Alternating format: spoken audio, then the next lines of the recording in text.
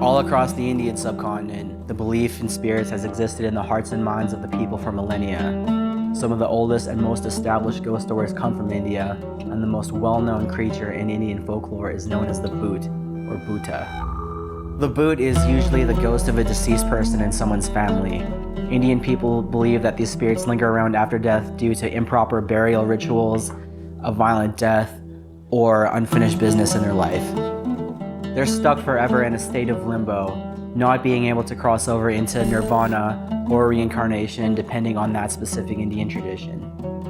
Normally, the Bhoot can be found wandering cremation grounds, dilapidated buildings, or burning ghats. In mainstream Bengali culture, fairy tales often use the concept of the Bhoot, and references to paranormal activity are found even in modern Bengali literature, movies, radio, and TV.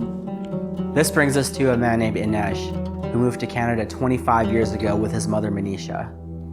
Inesh and his mother spent their lives living in extreme poverty, surviving off only $2 and a bowl of rice every day. They were offered a second chance at life by a Canadian philanthropist when Inesh was just a small boy. The Canadian man sponsored the immigration of Inesh and his mother and made sure that Inesh got a proper education when he arrived. Inesh graduated from a university in Ontario 3 years ago with his doctorate. Inesh and his mother Manisha moved to Winnipeg shortly after his graduation, where he received his very first opportunity to practice medicine, and it was shortly after that Manisha fell ill.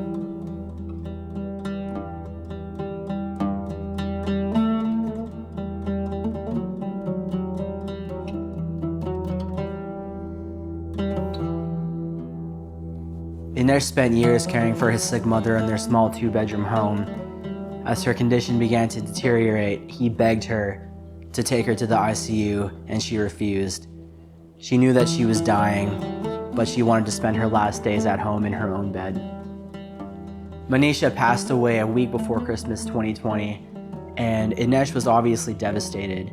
And he was so devastated that he waited 2 full days where he mourned for his mother before he called paramedics to take her body away. Still grieving the death of his mother, he tried talking to her every single night. And for a while it felt like he was just talking to himself, until one night he realized that he wasn't. He began to notice every morning before work a white cat would greet him at his car in the alleyway behind his house before work. He thought this was strange, but he brushed it off. Soon after, he began to have dreams of this white cat morphing into his mother, who would speak comforting words to him throughout the night. One such night, he awoke in the middle of his dream and saw his mother standing in his doorway.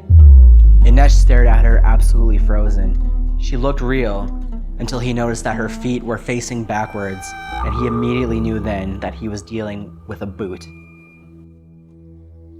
The Bhoot is able to shapeshift into animals, like the white cat he had seen in the alleyway behind his house every morning, but more often than not, they're in their human form, and the only thing that makes them recognizable is their backwards feet. Inesh says that he may have still been dreaming when he saw his mother standing in the doorway, but he does believe that his mother is now lingering in the afterlife as a Bhoot. He says if this is true, then the only reason that he can think this might be is that he did not cremate her body soon enough after death. Inesh now lives by himself in a downtown condo, but he can't bring himself to sell his childhood home that he lived in with his mother for so many years. He says the spirit of his mother Manisha is so active in the house that he regularly goes there to visit her, although he admits that he needs to let go and move on with his life, and it's very difficult knowing that she is there by herself. Johnny wasn't able to join me on this investigation due to Christmas obligations, but I spent a night in Inesh and Manisha's home to see if I can get some answers for Inesh and to see if I can help Manisha finally pass on. It's a little bit nerve-wracking, but I'll show you this. Got my stone from Patty, so whatever happens tonight, it's not going to be you know who. Whoa. Okay.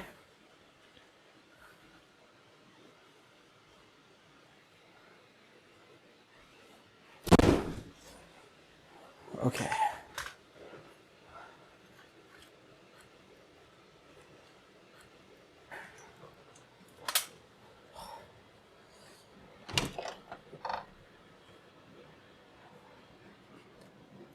Hello, my name is Jordyn.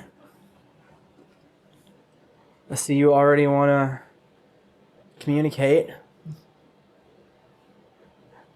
That's good. I know your son. His name is Inesh. And he let me film in your house. I think this was your bedroom, right? We'll play this back again so you guys can take another look. I was just sitting on the couch and the camera suddenly spun around like a top on my tripod. And because of that, I had to like spin it back around. And just as I was spinning it back around, back onto the tripod, Manisha's bedroom door slammed shut. Because everything was happening so quickly in front of me, I totally forgot that my camera was still zoomed in. So you notice when I went to check in Manisha's room to see if she was in there, I'm looking around. I wasn't even looking through the viewfinder, and I didn't realize the camera was still zoomed in. So that's an explanation for why it looks so weird, but I did figure it out in a few seconds. I'm gonna get the ovulus going. I think I hear the REM pod downstairs. Yeah, the REM pod's going downstairs.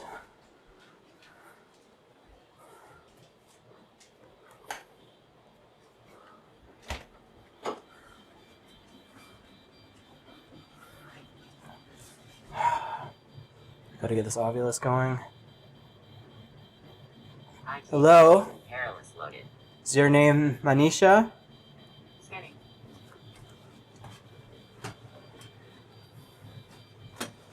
Oh my god.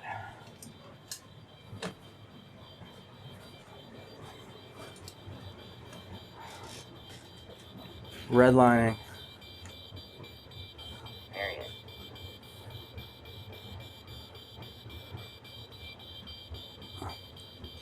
You have anything that you want to say? You can use this device in my hand. It's called an ovulus.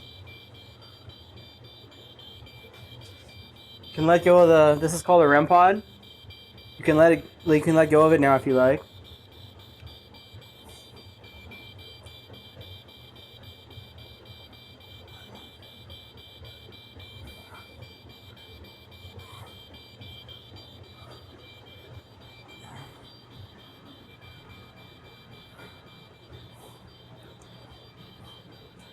It's a weird basement.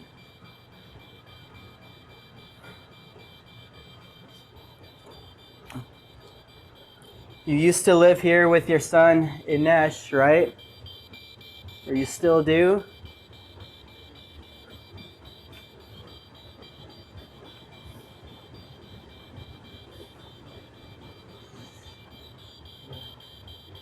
Okay, I'm gonna go upstairs now. You can follow me upstairs.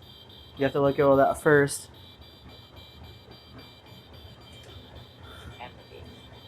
Empathy? You know, I know your situation, and I know that you were very sick the last couple of years of your life, and I very much empathize with that. You know, I just lost my grandfather a couple of months ago, so I know how hard it was for you guys to lose each other, you and your son.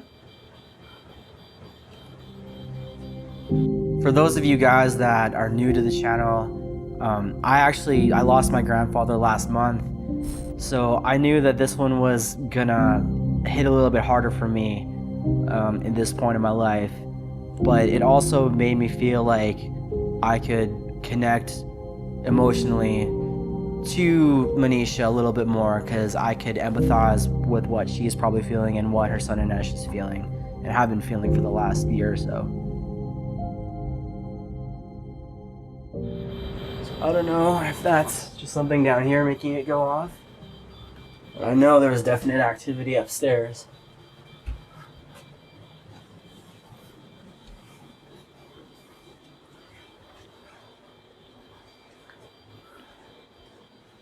Okay.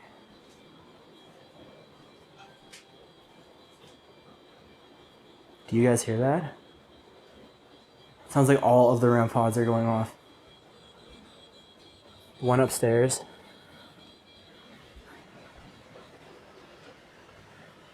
And this one still isn't. That's interesting because this was her bed.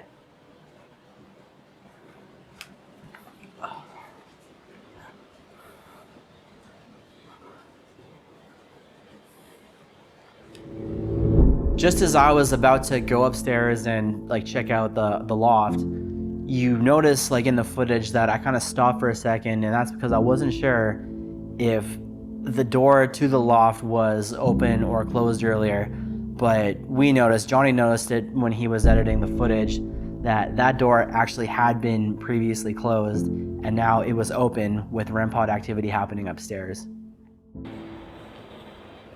Oh, the one upstairs stopped. Whoa.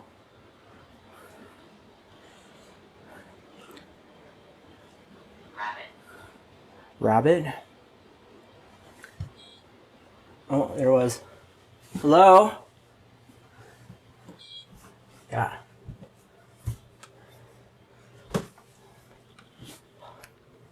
Gosh. That's Manisha. Can you touch the REM pod one more time for me? Can't do that. Can't do that.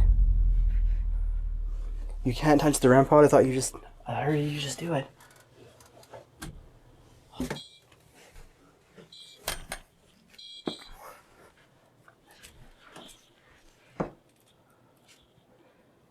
Hello? Is that Manisha?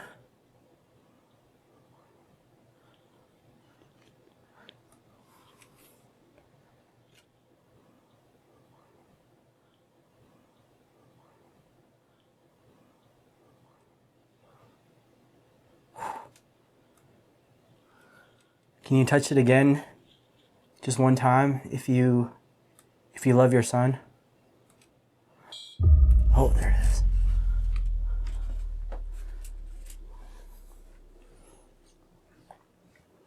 You're marvelous. Yield. Whoa.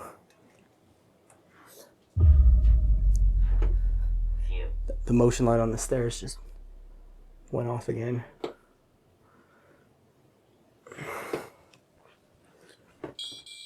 Whoa. Okay. I'll back off. As soon as I got close, it just went nuts. Was that you downstairs? And now you followed me upstairs? What did it say?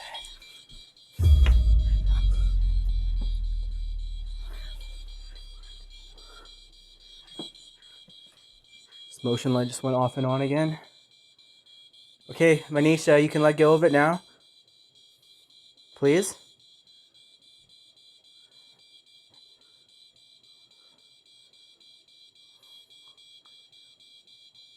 Unbelievable.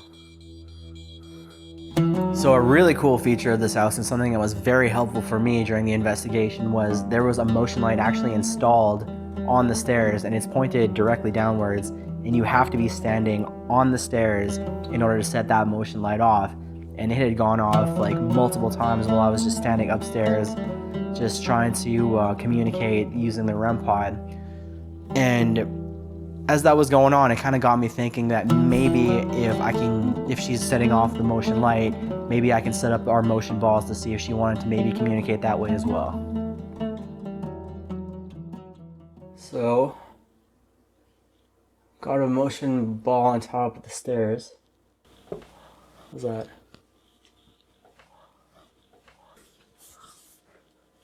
Hello?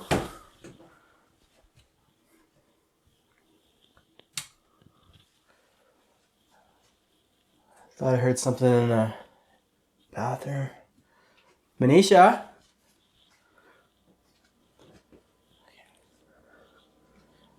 Maybe not. Okay, I think... Whoa! That ball's going off right now.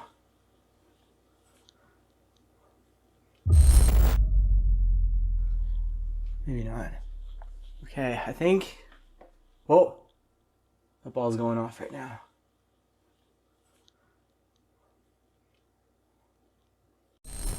Can you touch it again?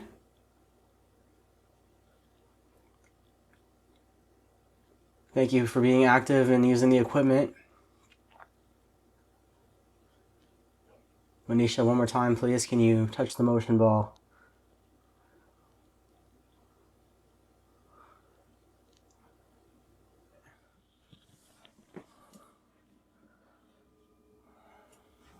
Whoa. Oh. Okay.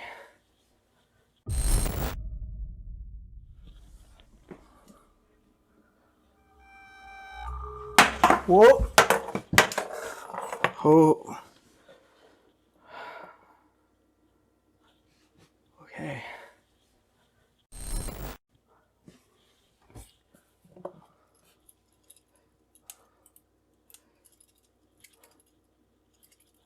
What? Now this thing doesn't light up at all. Yeah, turn it off and on. There, break.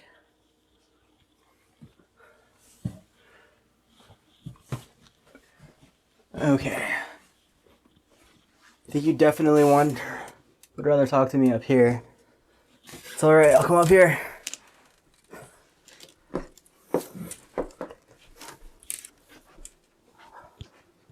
REM pod's knocked over.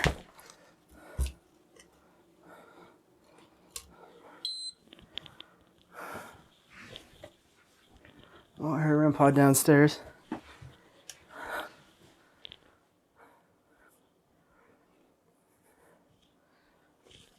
Manisha, you were very responsive on this REM pod earlier. Can you touch it once if that was you who knocked it down? The motion ball, I mean? Scanning. Johnny and I believe that our motion activated balls are the most reliable piece of gear that we have because they cannot be activated by vibration or anything like that. They actually have to be touched. So it was really interesting, you know, when I was filming that she lit it up once and then she knocked it over, that was all really cool to see. But little did I know, and I didn't know until we reviewed the footage, that the balls had lit up a few times, like 2 or 3 times before I was even ready to film. And it seems to us that maybe she was getting frustrated. Like, it almost seemed like she was trying to let me know that she's not like a circus animal or anything like that. She was ready to communicate with the ball that I'd set up. I wasn't. I was still downstairs getting ready. So, you know, she was probably getting impatient with me, and she let me know.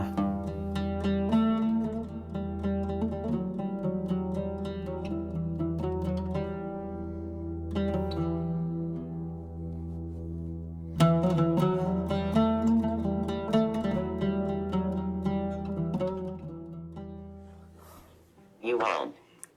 I won't.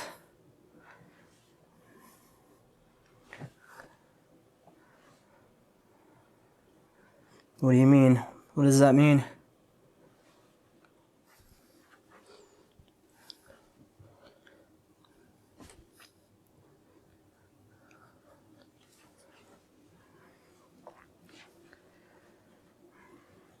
Okay, I'm gonna go check downstairs again. The other REM pod, but feel free to touch this one if you're still up here. Yeah. Death. Yeah, you died. It was last year. Language. I know we're probably not speaking your preferred language. I know you're from India. You'd probably rather speak Hindi. Sorry, I don't know how. But I know you lived in Canada for a long time and you learned how to speak English. So I think we can make proper contact that way.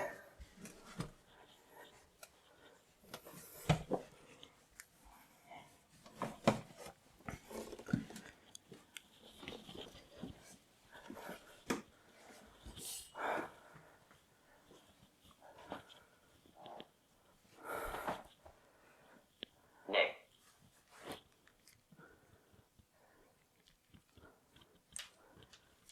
Obvious just said Nick.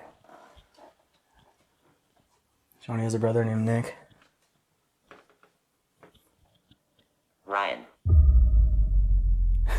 And his middle name is Ryan. And so is mine.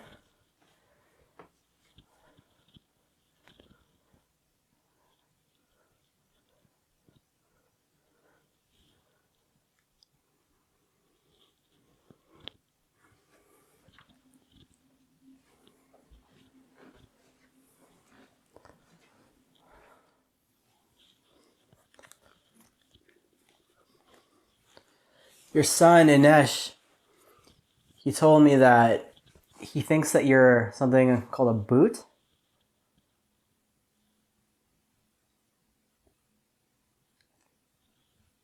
And apparently he thought that, or he thinks that he started noticing you when he saw a white cat around the property after you died. Was this you? Can you use the ovulus to say yes? You can touch one of the REM pods, maybe the one in your bedroom. I just heard a noise from the kitchen. If that was you, who was the cat around the prop? If that was you, who was the cat around the property, can you touch the REM pod in the bedroom for me, or the one upstairs? I know you like the one upstairs. Well, that's what it seems like.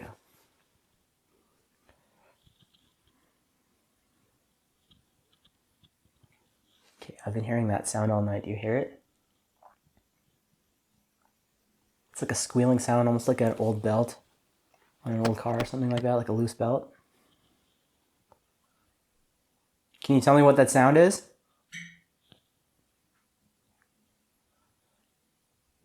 I heard something from the kitchen again.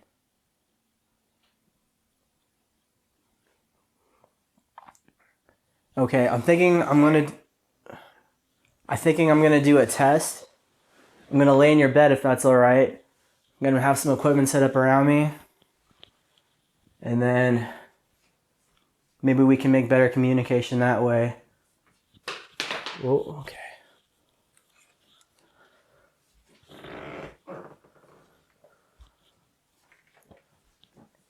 I'm hearing all kinds of sounds from the kitchen now.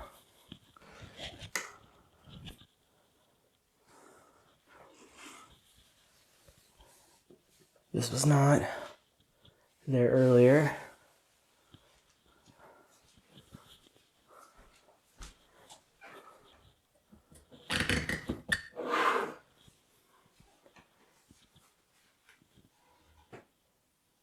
Okay, I'm gonna go upstairs. I'm gonna grab the camera, my other camera, and we're gonna get the test set up, all right? Okay. Play freaks me out every time.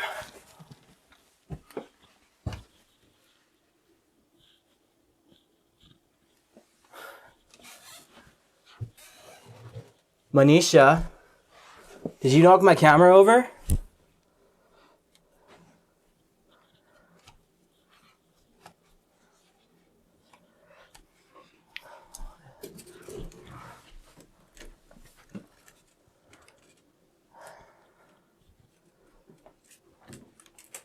If you're up here right now, can you touch that REM pod? No, I don't think you're here. I think you're already downstairs. Heard you in the kitchen.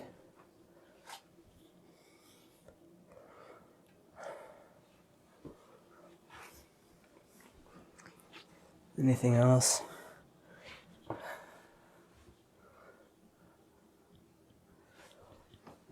All right. Maybe I was trying to coax a reaction out of her because, me being a stranger in her bed, that would freak most people out. And Inesh had told me that he had seen a physical manifestation of his mother, and I thought my best chance at that would just be to, lay in her bed and ask her questions.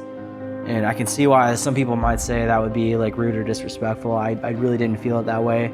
I was just trying to do everything I could to make the closest connection to this woman.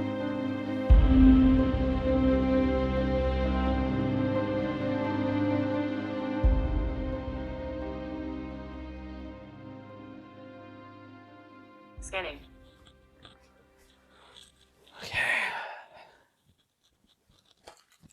Okay, Manisha. This is the bed that she... UK. This is the bed that she died in. So... Well, that's weird. Right off the bat. Kitty. It's just a hard yellow. It's not even flickering on the K2. Look at that. It doesn't matter where I move it. Okay. Well, I'll just put that right there and see if that changes.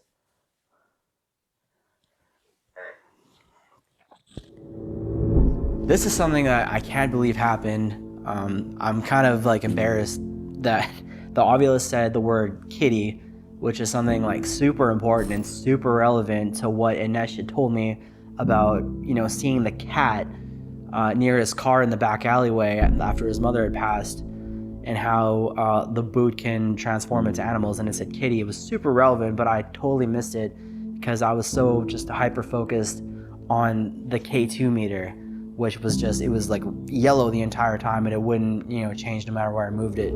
So that's why I didn't acknowledge it. I'm embarrassed, but that's what it is. I heard the REM pod again. Manisha, can you tell me how long ago you moved here from India?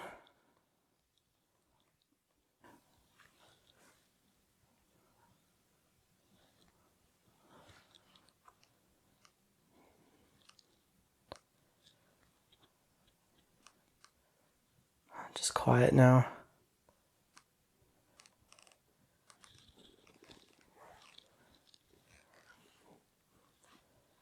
Enemy. No, I'm not your enemy. I'm just here to talk to you. So I know that that's still you that's here. Can you touch that REM pod in front of me? Just touch that antenna. No, that's still you here with me.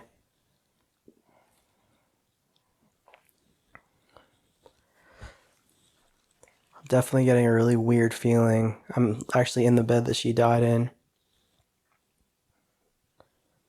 It almost feels wrong for me to be in here.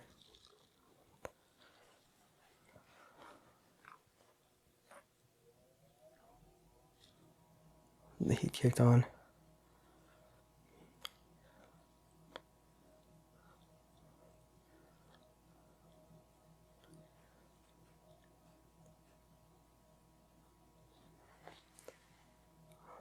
Manisha, are you still here, or are you done for the night?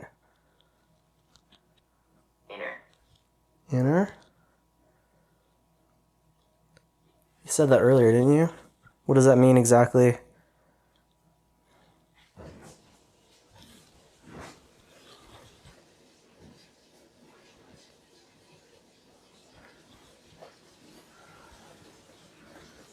Okay.